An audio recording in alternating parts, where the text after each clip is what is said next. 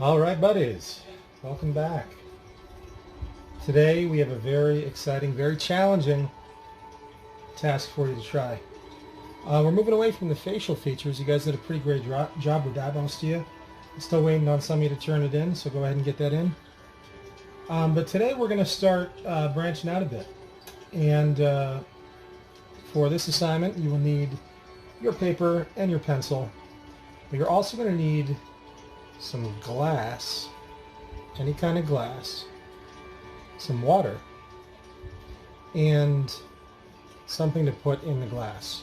Okay? I'll show you what I'm talking about here. My laptop. I took this photo and I have it up on my laptop. It's just a regular martini glass type deal. There's a pencil in it and there's some water, and you can see as the pencil goes into the water, there's a lot of weird distortion and stuff that happens. Okay, so go back in our cardboard box studio and let's talk about how we might go about setting something like that up. Now, if you're working with from like a drinking glass or from something like that, it's pretty symmetrical.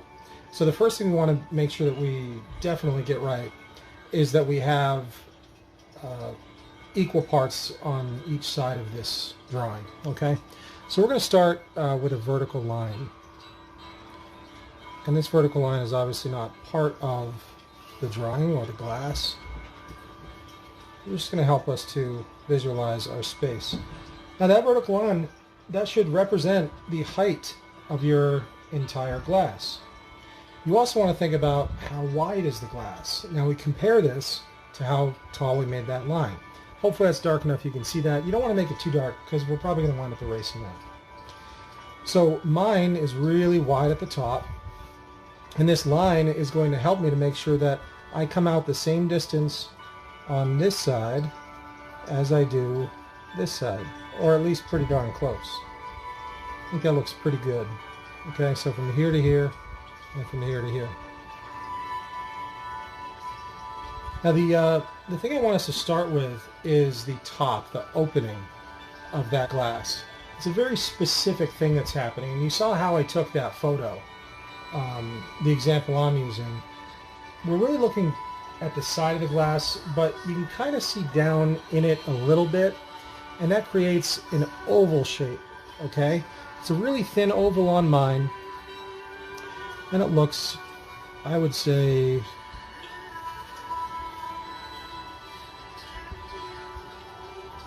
something like this.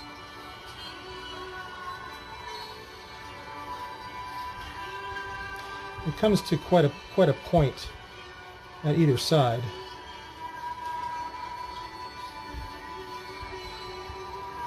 And don't worry about this being perfect. As long as you're going nice and light, you'll be able to go over it.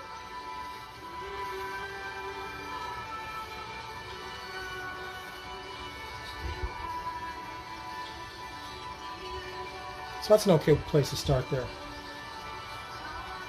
And then we want to look at the remaining shape for this glass, okay? Now mine, I would say right here, that's the point at which this angle comes down and meets, but it doesn't come to this single point here. We've got some width. So I might start this out equal distant from that middle line, looking at the width of that stem. And then we want to make sure that we have a nice consistent, mine is straight, yours might be curved, but a consistent angle on both sides of this, okay? Now I'm already noticing, and I'm kind of drawing at a weird angle just to be able to shoot this in my cardboard box. If I match that angle, boy, that's not gonna stay true to center. So what I'm gonna do is I'm gonna reconfigure the center line here so that now that's really centered nice. Okay. Art teachers make mistakes too. It's okay.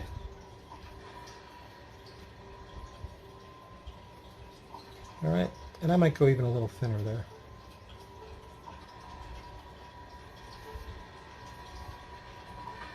Bring my new center line down. I do want to keep the consistent distance. I think I was probably pretty close to that, being accurate. And then this comes down to, I would say,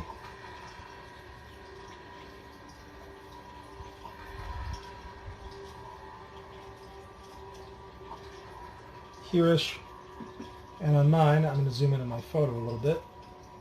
I recommend you guys take your own photos. I mean, it's possible you could find a picture of the perfect glass with water in it and an object in it.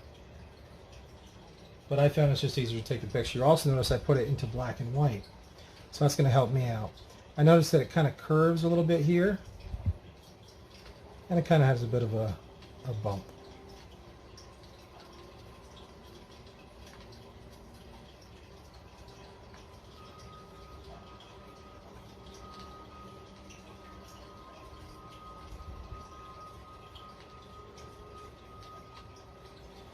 And then at the bottom, and this depends on the type of glass that you're using. Let's just say that you're using a regular like drinking glass, like a tumbler. The bottom of that is probably going to have a curve that looks somewhat like that, especially if you're looking down at the bottom of it. It kind of, you see the curve of that. It's like almost like a semicircle. But mine, it has like a foot on it. And I want to make note of where that foot comes up to, right about here. That's where it goes behind the glass. And then how far down in the front it comes, I would say right about here, okay?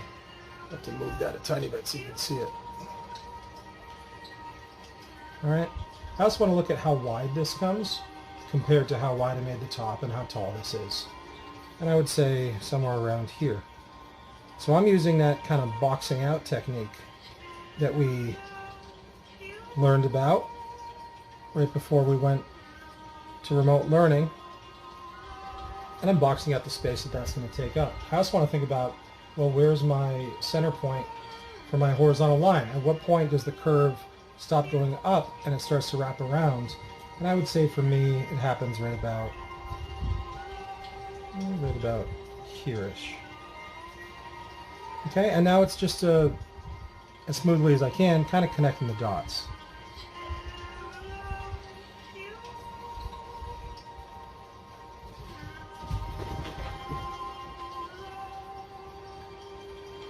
You heard that commotion, that's my cat Dave tearing apart my leather couch.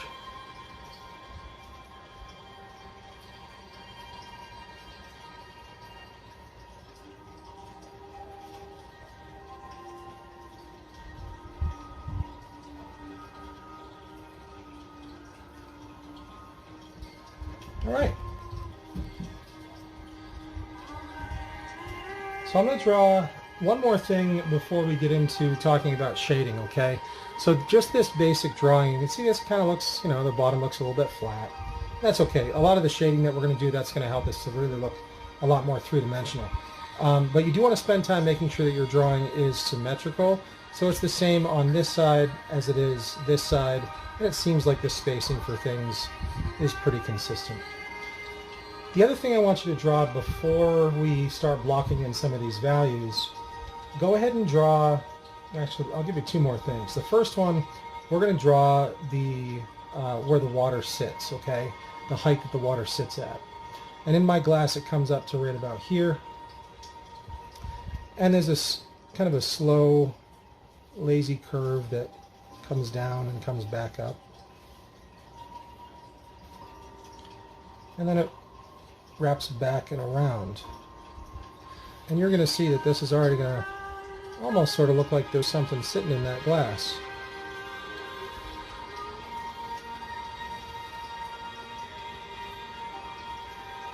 All right, so that's the water surface that we just did. The other thing I want you to draw, because this is the part that's really going to make it look like something that's passing through glass. It really helps the glass to make it look more realistic. Is we're going to go ahead and draw whatever object you find. Now I recommend that you find an object that sits in the water, but also comes out of the water. So this pencil, and this is going to look weird when we first do this, This pencil starts from here and here under the water and goes to about this point.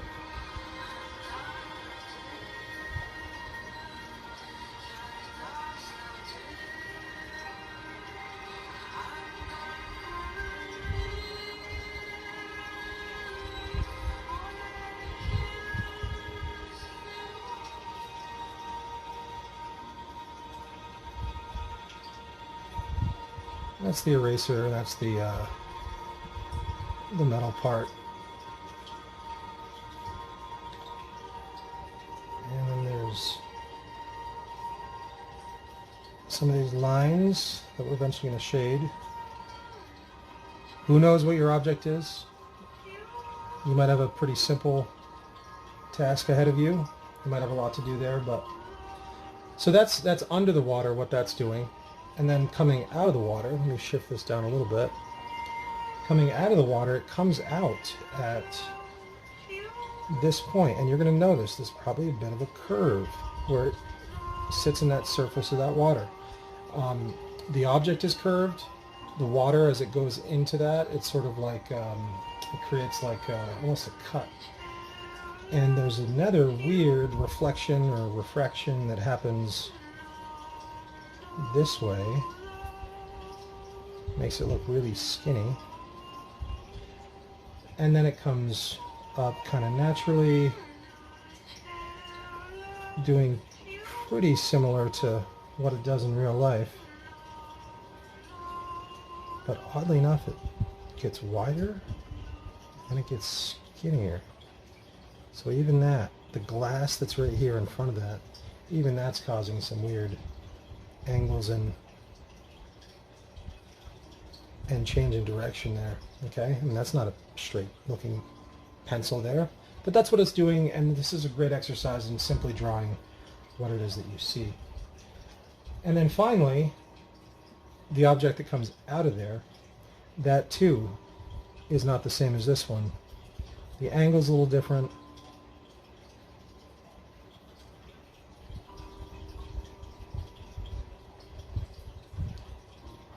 And it's not lined up. And mine's going to go right off the page. That's okay, I don't want to spend too much time drawing that anyway, because who knows what you guys wind up choosing for yours.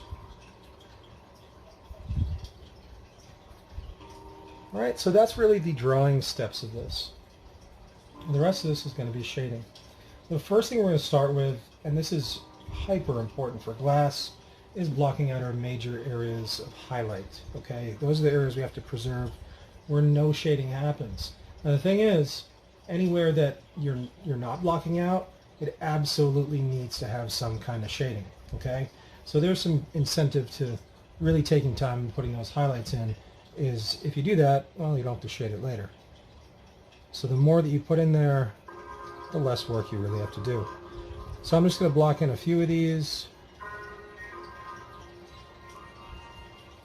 And I know this video is already past the, I think, 12-minute mark, 13-minute mark. I'm going to figure out how to do like a time lapse for the shading part of this, so you guys don't have to sit here and watch me do the whole thing, but you still get all the information, okay? For these first steps, though, I do want you to make sure you're paying attention and giving it the time that it deserves. There's a ton of reflection that happens in that upper rim. I'm not going to block those out because those are going to be areas that I'm going to show you in the next step.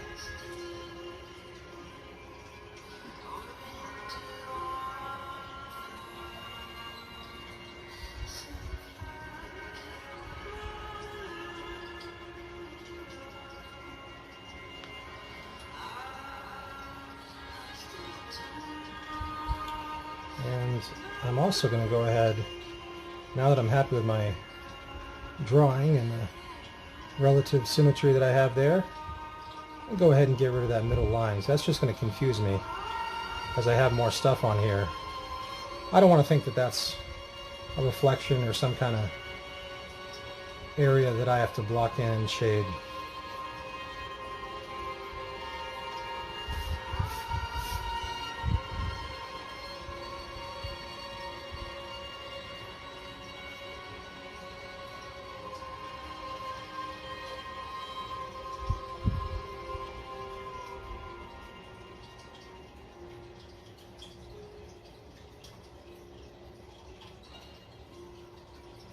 You'll notice with the photo that I had, I turned that into black and white, but I also really upped the contrast on that, just so that some of the background stuff that I had, and I took it in kind of low lighting with just like a single light source, and that really helps for that background to not have too much complex stuff happening around there. So we're really just drawing like the important parts of that, and you're not drawing like, you know, your entire house sitting behind that. So make sure also when you set this up, there's nothing real super hyper complicated about what's behind this glass, okay? You do want it to give some type of reflection, but not so much that this is going to take you many hours, okay? So I think I'm going to stop there for my major areas of highlight. You want to have at least those, or that many, but I implore you, if you see more of them, go ahead and put them in there, okay? All right, so the first thing I'm going to do, or the first shading step I'm going to do, is I'm going to use incredibly dark, incredibly sharp lines. In order to draw glass well, you really have to have a sharp looking pencil, okay? On the rim here, which is the first area we're going to shade, I'm going to start really thin, and then I'm going to bear down. And then I'm going to get nice and thin again. That's that applied pressure that we've talked about and that we've practiced. And boy, does it come in handy here.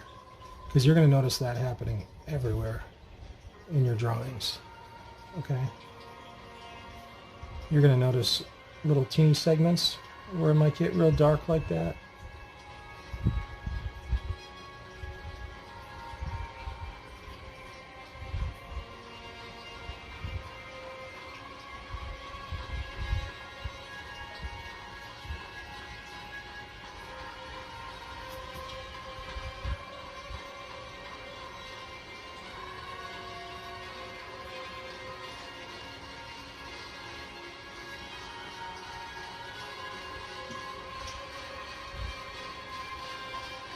I don't really have too much of a step or a process for you to think about for this. It's simply drawing what you see.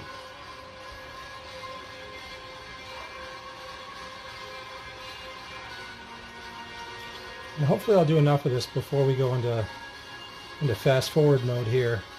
You can start to see it at least will look somewhat glass-like and somewhat reflective if we keep putting in these really confident, really streaky sections of dark next to areas of highlight.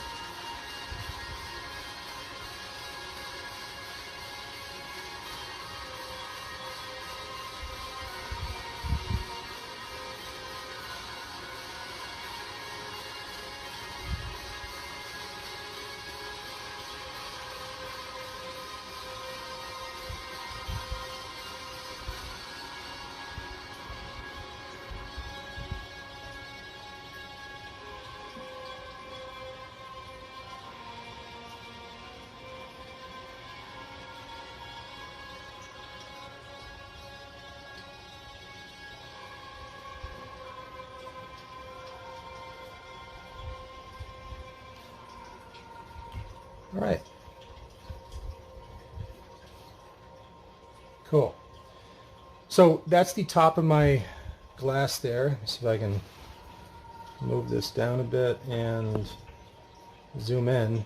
And you kind of see like the dark next to the light that really gives you that almost, you know, reflective, glassy looking texture, which is going to be something that's important to really master as you guys grow as observational artists, is looking at, you know, what's the real value that I'm seeing here, not just generalizing stuff, not just drawing the shape and saying that's it, but looking at the complexity and the detail in between there. Okay, so we're going to go into fast forward mode. I'm going to set this thing up, and you guys can watch the rest of this process, and then I will talk at you once this is done being drawn. Okay? All right.